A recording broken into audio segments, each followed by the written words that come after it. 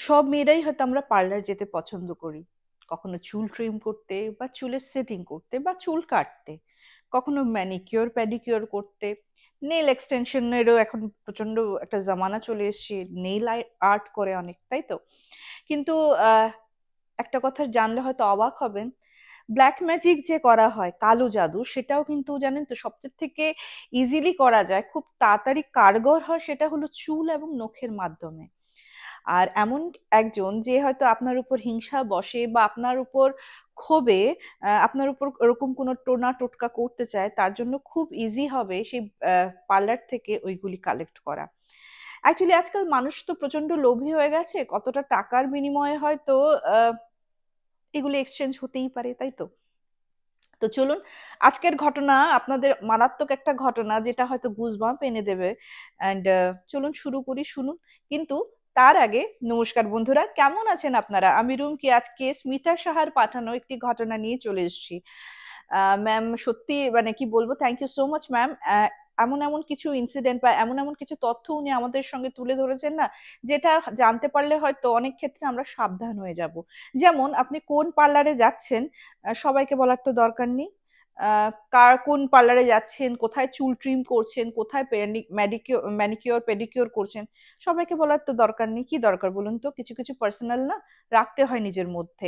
তো এমনই যারা ভাবছেন যে এই তো এরকম ঘটনা বা এরকম তথ্য, ব্ল্যাক ম্যাজিক হতে পারে, সেটা দৈবিক হতে পারে, ভৌতিক হতে পারে, ঘটনা শেয়ার করতে চান, করে দিতে পারেন আমাদের হোয়াটসঅ্যাপ নাম্বার 8011006740, নতুবা আমাদের মেইল আইডি কথায় গল্প @gmail.com, নতুবা আমাদের ফেসবুক এবং ইনস্টাগ্রাম হ্যান্ডেল কথায় গল্প নামে, সেখানে পাঠিয়ে দিতে পারেন। তো চলো আর দেরি করছি না, শুরু করে দিচ্ছি। হ্যাঁ, তো স্মিতা ম্যাম অ্যাকচুয়ালি উনি দিদি, দিদি বলে সম্বোধন করতে বলেছেন, আমার থেকে বড়। তো দিদি কি করলেন, দিদি পার্লারের সঙ্গে, মানে ওনার পার্লার আছে এবং সেটা কিন্তু বিয়ের আগে।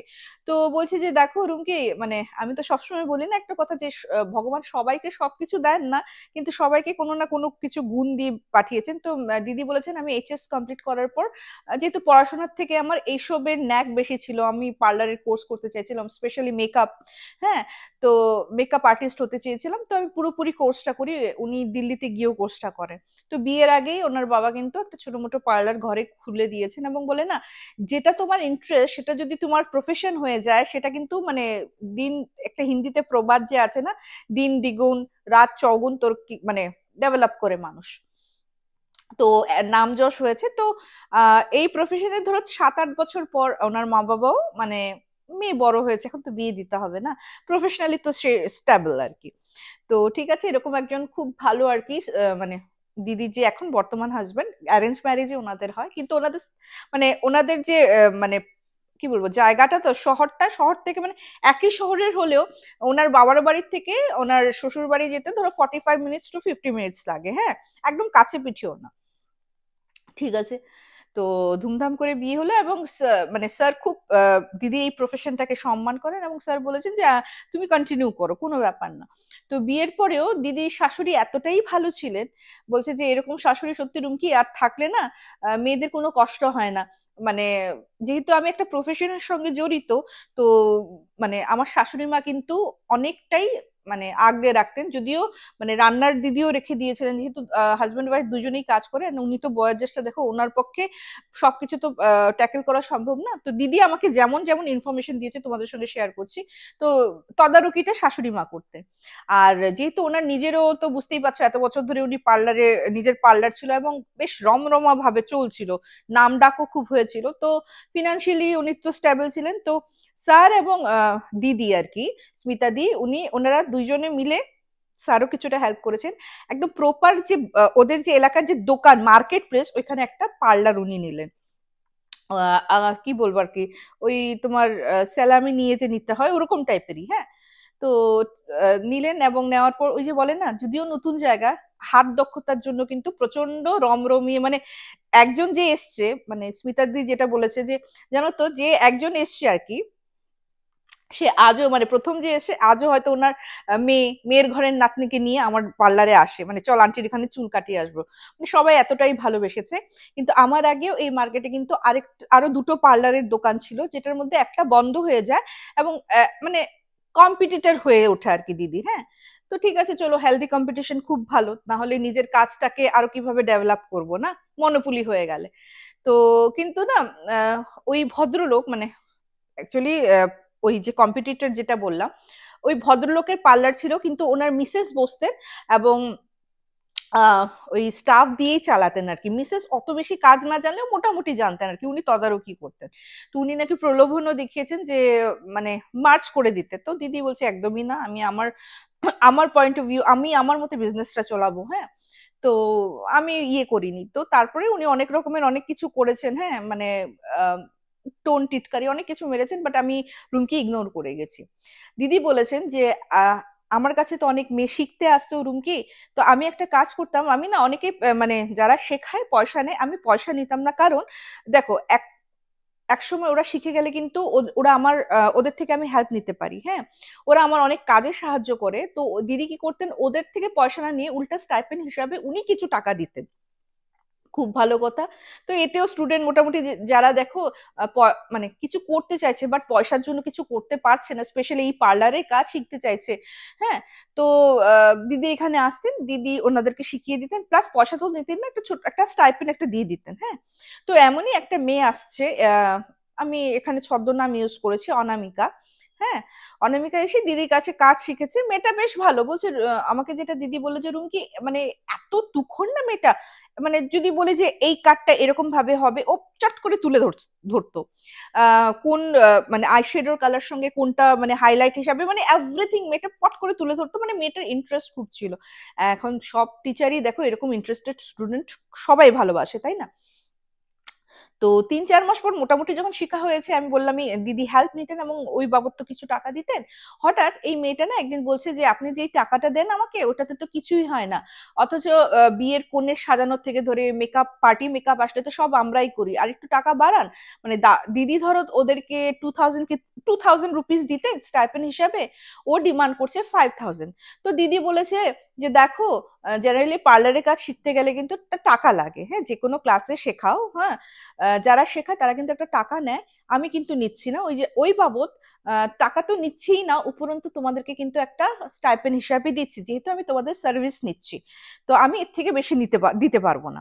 তো এই নিয়ে একটু মানে তর্ক বিতর্ক হয়, ইয়ে একটু রাগারাগি হয়, ঠিক আছে। তো দিদি বলছে পোষালে করো, না পোষালে নেই, হ্যাঁ। তো একটু মুখ ফুলা ছিল, একদিন আসেনি, তারপর দিন আবার 2 নম্বর দিন আবার এসছে, এসে নিজে নিজেই দিদির সঙ্গে নাকি স্মিতাদির সঙ্গে কথা বলছে, হ্যাঁ। আর মানে ঘটনাটা কিন্তু 2016-এর, হ্যাঁ।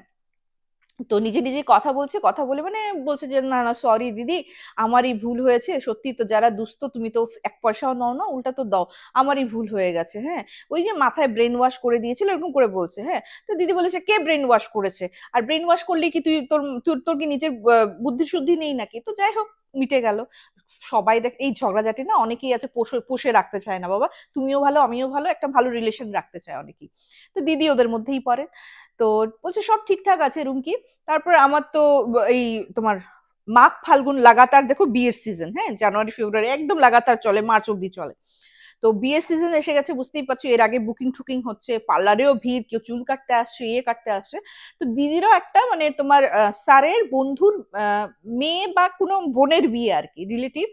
তো দিদি তো বুঝতেই পারছো ওনার তো হ্যাকটিক শিডিউল ছিল, তো স্যার বলছে যে এরকম ভাবে বলেছে, তোমার কিন্তু যেতে হবে। তো দিদি কি করলেন, বলছে সেদিন রুমকি আমি একটা শাড়ি নিয়ে পার্লারে চলে চলে গেছি। এটাই আমার থিঙ্কিং ছিল যে পার্লার থেকে রেডি ফেডি হয়ে বেরিয়ে যাব। তো উনি তো শাড়ি ঠাড়ি মানে হেল্পাররা হেল্প করে দিয়েছেন, স্টাফরা। অ্যান্ড চুলটা না ওনার যেহেতু ঠান্ডার দিন না, খোপা টোপা বাঁধার ইচ্ছে ছিল না, চুলটা ছাড়ার ইচ্ছে ছিল। এবং ওনার না পেছন দিকে একটু মানে চুলগুলি মানে ট্রিম বেশি দিন না করলে একটু লেজ টাইপের বেরিয়ে থাকে না। তো ওই মেয়েটা নিজে ইনিশিয়েটিভ নিয়ে বলছে দিদি চলো তো সেট করে দেই। আর মেয়েটা আমি বললাম না সত্যি খুব ভালো চুল কাটতো, তো দিদিও কোনো অবজেকশন করেনি, কবে কি ঝগড়া হয়েছে তাই ওইটা কি পুষে রাখবে নাকি বলো। তো সুন্দর করে কেটে টেটে সত্যি খুব ভালো কেটেছে। এবং কাটার পর দিদি বেরিয়ে গেছে। বেরোনোর পর মেয়েটা আর কি আহ 2-3 দিন এসছে ওর মানে স্টাইপেন্ডটা দেওয়ার পর, তারপর 1-2 দিন আসার পর মেয়েটা গায়েব। তখন বললাম সিজন টাইম, একটা স্টাফ কম হওয়া মানে that's a very huge thing, প্রচন্ড বড় ব্যাপার এটা, একটা স্টাফ কমে যাওয়া মানে। তো 3-4 দিন আসছে না, ফোন করছে, ফোন সুইচ অফ। তো আরো যে ওর সঙ্গে যে শিখেছে আরো 2-3টা মেয়ে, ওদেরকে জিজ্ঞেস করছে কি রে ওর খবর কি, কেউ কিছু বলতে পারছে না। তো বলছে যে এরকম হাওয়া হয়ে গেল। তো ঠিক বুঝতে পারছে না, আর বুঝতে বললামই যে সিজন টাইম। দিদির তো আর বলছে ঠিক আছে নেই নেই আর মানে ওই স্টাফদের বলছে তোদের যদি কেউ এরকম একটু জানাশোনা থাকলেও হবে, মানে একটু পার্লারে কাজ জানে ওরকম মেয়েকে নিয়ে আসিস। বাবু এক দুটো মেয়ে তো লাগবে, না হলে পারবো না কাজ করতে। ঠিক আছে। তো এই সময় কি হয়, আমি বললাম না দিদির অনেক পুরোনো ক্লায়েন্ট এখনো দিদির কাছে আসে। তো ওইরকমই একজন পুরানো ক্লায়েন্ট এসছে, এসে না দিদিকে বলছে কি গো তোমার ওই মেয়েটা দেখি ওই পার্লারে, ওই পার্লার মানে ওনার যে কম্পিটিটর ওই পার্লারে আর কি। হ্যাঁ। তো বলছে কি বলছেন, ও তো অনেকদিন ধরে আসছে না, ওকে ফোন করছি ফোনে পাওয়া যাচ্ছে না, না বলে কয়ে হাওয়া হয়ে গেল। তো বলছে কেন, আমি তো দেখলাম উল্টা, মানে সেদিন আমি বাজার বললাম মার্কেট প্লেস বাজার করতে এসেছিলাম, আসার পর আমাকে বললো যে দিদি আপনি তো জানেনই আমি কত ভালো চুল কাটি, আমি কিন্তু এখানে এখন করি, আপনি আসেন, উল্টা আমি আরো কম করে দেবো আর কি, দিদি যা চার্জ নেয় তার থেকে কম করে নেবো। তো আমি হেসে হেসে বলছি ঠিক আছে আসবো ক্ষণ, কিন্তু আমি তো তোমার কাছেই কাটবো, আমি তুমি থাকতে কেন অন্যর কাছে যাব। তো দিদি না বলছে যে আমি রুমকি হয়তো ওরকম ভাবে প্রকাশ করিনি, কিন্তু কোথাও না কোথাও আমার প্রচন্ড আঘাত লেগেছে, যেই মেয়েটাকে আমি হাতে ধরে শেখালাম ও আমার সঙ্গে বেইমানি করলো। হ্যাঁ, এটা তো বেইমানি বলবো, দেখো ও অন্য কোথাও যদি জয়েন করতো দিদির হয়তো অতটা লাগতো না। ও জানতো মেয়েটায়, কারণ রেষারেষি তো পার্লারে কথা হয় কি শুনেনি। হ্যাঁ। তো বলছে এটা আমার খুব খারাপ লেগেছে, আর মানে যাই হোক ওই সময় কিন্তু আমি নিজেকে সামলে নিই। ঠিক আছে। তো সিজন টাইম বললাম। তো ওই কয়েকদিন পর থেকে না দিদির একটু প্রবলেম শুরু হলো, যেমন দিদির না মানে খাওয়াটা কমে যাচ্ছিল আর কি। তো দিদি অনেক সময় ভাবতে যে স্ট্রেস আছে, এই ব্রাইটের মেকআপ আছে, আশীর্বাদ হবে বা ওই আশীর্বাদের মেকআপ আছে, বা অনেকে আছে না নানা রকম মেকআপ করে, পার্টি মেকআপ আছে, তারপর চুল টুল কাটা এসব আছে। বলছে ও যেহেতু এত প্রেশার যাচ্ছে হয়তো আমার ওই টেনশন আর কি খাওয়াটা খিদেটা কমে গেছে। আহ জল খাচ্ছে জানো, জলও প্রচন্ড বমি হয়ে বেরিয়ে যাচ্ছে। হ্যাঁ। পুরো ডার্ক সার্কেল হয়ে গেছে। দিদির যেটা মানে এতদিন বিবাহিত জীবন, মানে ধরো 2016-এ ওনার প্রায় 16-17 বছর হয়ে গেছে বিয়ের। হ্যাঁ। পার্লারটা খুলেছেন দিদি হয়তো 12-13 বছর হয়েছে। বলছে এত বড় বিবাহিত জীবনে, মানে 16-17 বছর বিবাহিত জীবনে আমার হাজবেন্ড কোনোদিনও বলেনি যে আমাকে বোবায় ধরেছে। ফ্রিকুয়েন্টলি রুমকি আমাকে একটা পার্টিকুলার টাইমে ধর রাত্র 12টার পরে আমি গো গো গো এরকম করে করতাম, মানে আমি দেখতাম কেউ আমাকে শ্বাসরুদ্ধ করছে বা বালিশ চাপা এরকম করে ইয়ে করেছি, মানে আপনি লোক দেখেনি, মানে বালিশটা এরকম ভাবে মুখের মধ্যে উনি শ্বাস নিতে পারছেন না। হাজবেন্ড ঠেলে ঠুলে এই কি হয়েছে তোমার, রোজ দিন গো গো গো গো করছো। তো এদিকে তো অবস্থা খুবই খারাপ। তো স্যার বলেছেন যে ঠিক আছে তোমাকে একটু ডক্টর দেখিয়ে নিয়ে আসবো। ডক্টরের কাছে গেছে। তো দিদি বলছে আমি তখন যেতে চাইনি রুমকি, কারণ মানে ডক্টরের কাছে যাওয়া মানে 2-3 ঘন্টা আমার ওখানে ক্লায়েন্ট আছে, তো তোমার স্যার প্রচন্ড বকাঠকা দিয়ে আমাকে নিয়ে গেছে। নিয়ে যাওয়ার পর ডক্টর দেখে বলছে যে এভরিথিং ইজ ওকে, কিছু ব্লাড টেস্ট দিয়েছেন, হিমোগ্লোবিনের লেভেল সবকিছু ঠিক আছে। তো ডক্টর বলছে এত স্ট্রেস নেওয়া ভালো না, কাজে কর্মে আছো খুব ভালো কথা, বাট কাজকর্মটাকে এত হাবি হতে দিও না নিজের উপর যে তোমার শরীরটাই পারমিট না করে। তো স্যার খুব বকাঝকা দিলেন, স্যার বললেন 3-4 দিন একদম পার্লার বন্ধ রাখো। তো এই কথা শুনে দিদির মাথায় হাত, কারণ বিয়ের সিজন তো হুট করে বললেই কি আর পার্লার বন্ধ রাখা যায় নাকি। তো দিদি বলছে যে কি বলছো, হ্যাঁ এরকম পার্লার বন্ধ করে দেবো, এখন তো সিজন টাইম। তো বলছে তাহলে স্ট্রেস নেওয়া কমাও।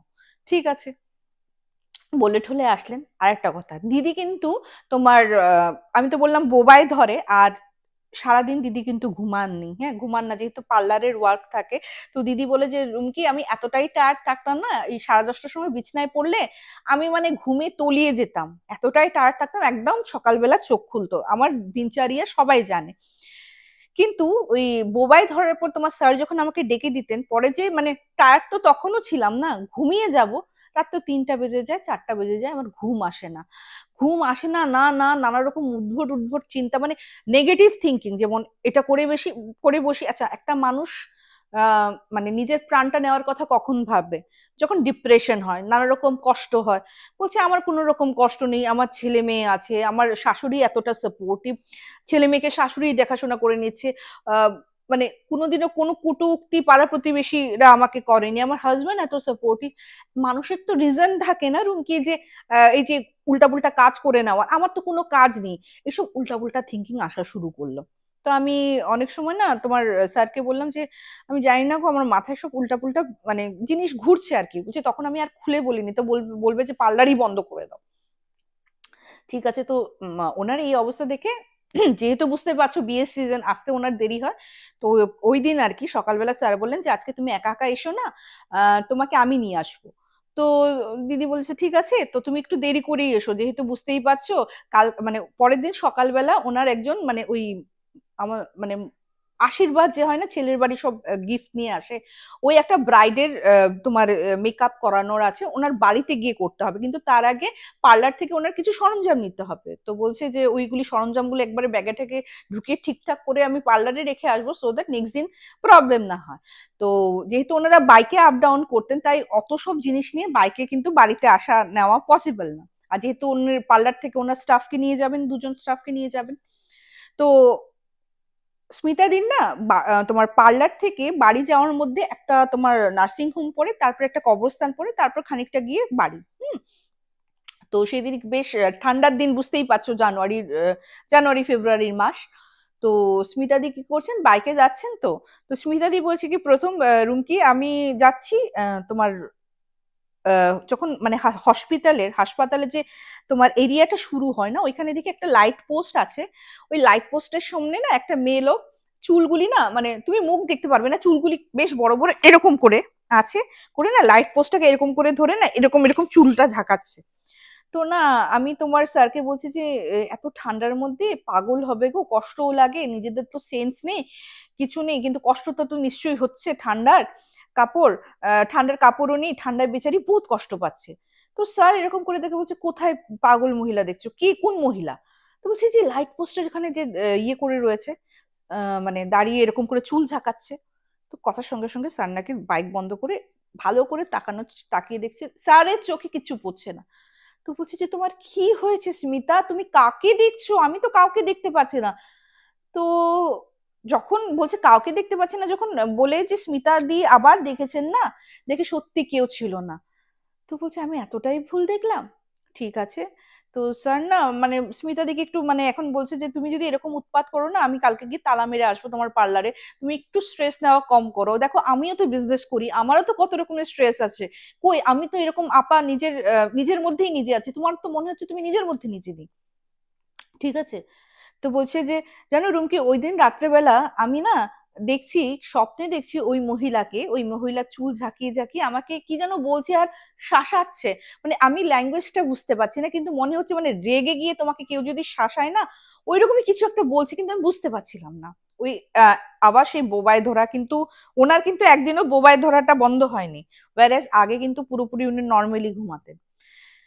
তো যাই হোক স্যারও খুব মানে একটু ওনার সঙ্গে কথা বন্ধ করে দিলেন, খুব কম কথা বলতেন, উনিও বিরক্ত ওনার উপর যে শরীরে এত স্ট্রেস দিচ্ছে তবুও টাকার পেছনে দৌড়াচ্ছ, আমি তো ইনকাম করছি। তো যাই হোক অনেক সময় জানো তো টাকা ব্যাপারটা হয় না, কাউকে কমিটমেন্ট দিয়ে দেওয়া, স্পেশালি পার্লারে কত ব্রাইড দেখো আশা নিয়ে আছে ওনার কাছে সাজবে, তো কিছু কিছু কমিটমেন্ট দিয়ে দিলে না, ওরকম করে পট করে তো করা যায় না, না যে মুখ ফিরিয়ে নিলাম, হ্যাঁ মুখ ফিরানোর মতোই তো কথাটা। তো ওই দিনও স্যার বলছে যে ঠিক আছে, সকালবেলা ওনাকে আবার পার্লারে রেখে এসে বলছে রাত্রেবেলা আমি তোমাকে নিয়ে যাব। তো মানে স্মিতা দিকে দিয়ে যাওয়ার পর ওনার তো বিজনেস, ওনার দোকানে গেছেন, তো বোধহয় কার সঙ্গে কথা বলেছে যে দেখ না তোর বৌদি এরকম এরকম করছে, ডাক্তার ফাক্তার দেখালাম, তো ওই ভদ্রলোক সাজেশন দিলেন যে অমুক মানে ওনার একজন পরিচিতি আছেন, ওনার মানে ঘরে ঘট স্থাপিত আছেন, এবং উনি ওনার বাবা আগে জব জব নিতেন, জব মানে ওই জবে বসলে না সব মুখ দিয়ে বেরিয়ে যায় আর কি, সত্যি কথা, যদি কোনো প্রবলেম থাকে প্রবলেম সলভ করে দেয়।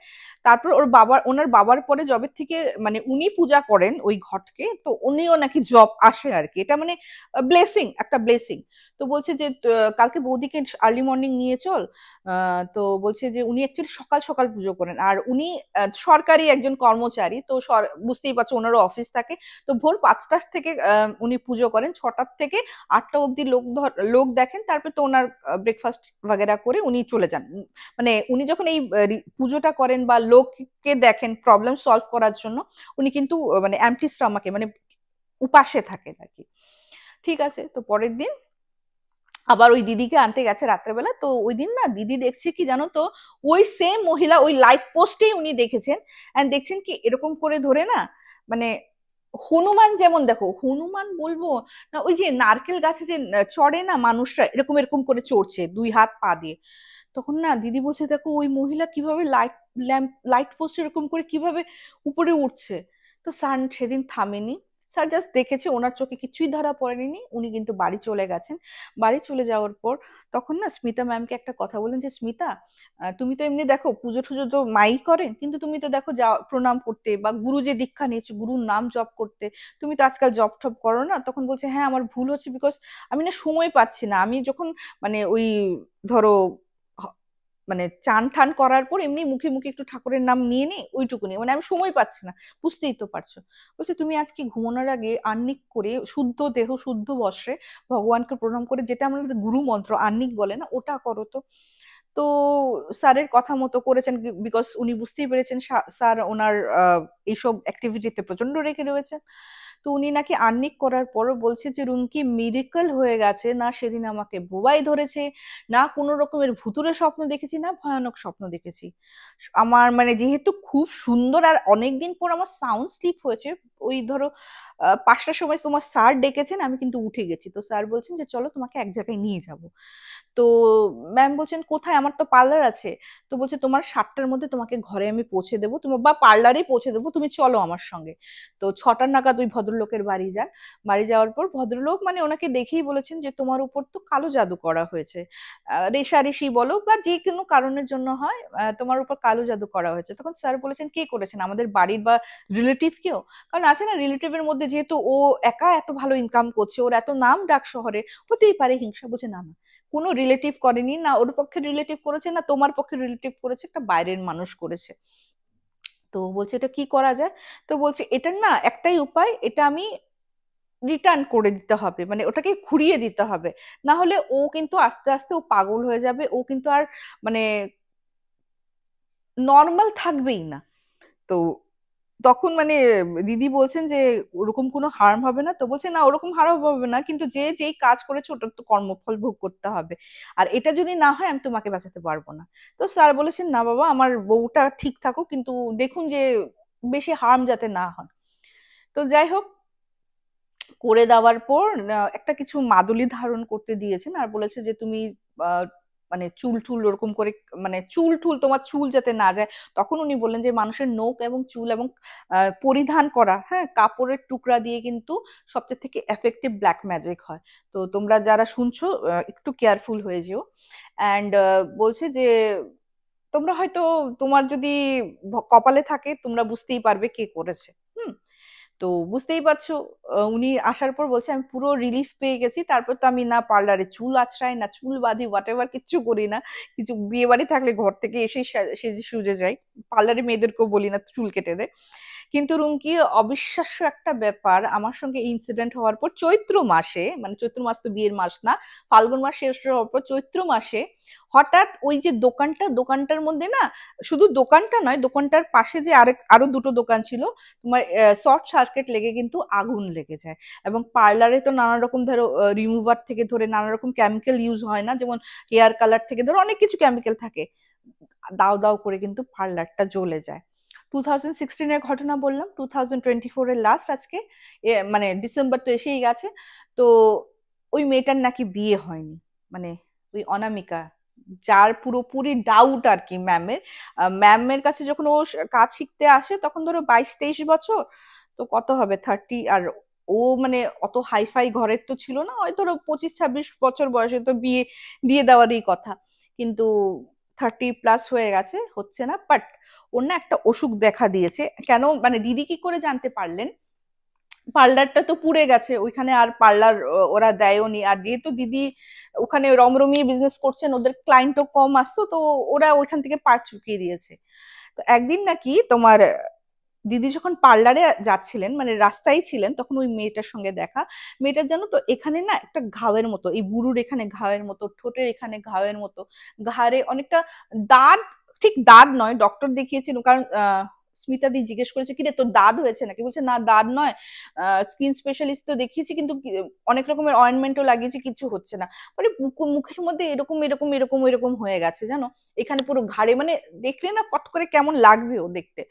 তো বলছে যে দিদি, তুমি তো জানো আমি ভালো কাজ করতাম, আমাকে তোমার যদি কোনো স্টাফের দরকার পড়ে আমাকে একটু কাজ দিও না, বহুত দরকার গো। তো স্মিতা দি বলছে, আমি আমার না কোথাও না কোথাও ওকে এই অবস্থা দেখে না আমার চট করে মনে পড়েছে যে এই কাজটা নিশ্চয়ই ওই করেছে। কিন্তু ওর এই অবস্থা দেখে আমি মুখের উপর তো না করতে পারিনি রুমকি। আমি তখন বলেছি যে ঠিক আছে, এখন তো দরকার নেই, বুঝতেই পারছিস, সবসময় স্টাফ তো থাকেই আমার, আমি উল্টা আরো এক দুজনকে হাতে রাখি যাতে একজন অ্যাবসেন্ট করলে আমার অসুবিধা না হয়, যদি খালি হয় তোকে আমি ইনফর্ম করব বলে ওকে পাঠিয়ে দিয়েছে। কিন্তু স্মিতা দি বলছে আমার পুরো অন্ধবিশ্বাস, আমি বলতেই পারো অন্ধবিশ্বাসী, আমার পুরো ডাউট এটা ওই করিয়েছে এবং এটার মধ্যে কোথাও না কোথাও সেই যে কম্পিটিটর বললাম ওরও কোনো না কোনো হাত আছে। তো যাই হোক, ওদের ফল তো ওরা পেয়েই গেছে। তো এই ছিল স্মিতাদির পাঠানো একটা ঘটনা, সত্যি অনেক রকমের লেসন আমাদের লার্ন হয়ে গেল, কি করা উচিত কি করা উচিত না। এখন থেকে যেমন কোথায় কোন পার্লারে যাচ্ছি কাউকে বলবে না, আমিও বলছি না। আহ আরেকটা কথা, আমার মা বলতো চুল টুল কাটার পরে না একটু থুতু দিয়ে দিতে লাগে, এখন কি বলবো আর, মানে ওটাতে নাকি ইয়ে হয় না, মানে কোনো কিছু উল্টাপাল্টা কাজ করা যায় না, ঠিক তেমনি তোমার যখন নতুন বস্ত্র হবে এই একটু যদি জ্বালিয়ে দাও না, তারপরে মানে যতবারই কেউ নিলে, কেউ নিক কেটে নিক যা ইচ্ছা করুক, এটাতে কিন্তু কোনো রকমের কাজ হবে না। তো এরকম সাজেশন তোমাদেরকে দিয়ে দিলাম। কেমন লাগলো আজকের ঘটনা? তো তাড়াতাড়ি ঘটনা তোমরাও পাঠাও, জীবনের 1001 গল্প দেখতে ভুলো না। এভাবে আমাদের পাশে থাকো, নতুন হলে সাবস্ক্রাইব করতে ভুলো না, লাইক এবং শেয়ার করে দাও। তোমরা যত শেয়ার করবে ততই নতুন নতুন ঘটনা আসবে। আর ভালো ভালো কমেন্ট করো। পিন পোস্ট এখন, মানে পিন কমেন্ট এখন থেকে করব, যেই কমেন্টটা আমার সবচেয়ে থেকে ভালো লাগবে বেশি আমি পিন কমেন্ট করে দেবো। তো চলো বন্ধুগণ, আজকে এপিসোডটা আমি এখানেই শেষ করছি, খুব তাড়াতাড়ি দেখা হবে। Till then, bye bye, see you soon, নমস্কার।